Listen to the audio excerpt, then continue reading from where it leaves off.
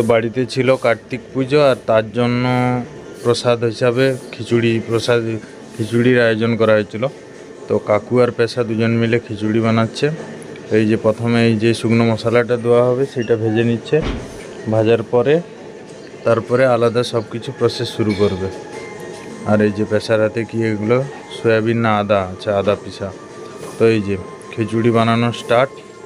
এখানে ডাল চাল সব দিয়ে মোটামুটি ফোটানো হচ্ছে। এরপরেই খিচুড়ি মোটামুটি কিছু সময়ের মধ্যে রেডি হয়ে যাবে। আর এই যে পেশা এখন খুন্তি নাড়ছে। তো কাদের কাদের বাড়িতে কার্তিক ঠাকুর বসিয়ে গেছিলো অবশ্যই কমেন্টে জানিও। তো আমাদের বাড়িতে তো বসিয়েছিল তার জন্য।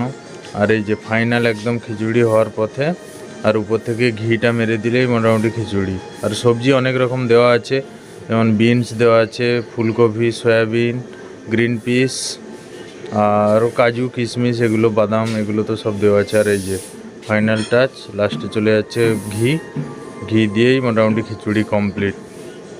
আর পেশা নাড়ছে, কাকু ঘি ঢালছে।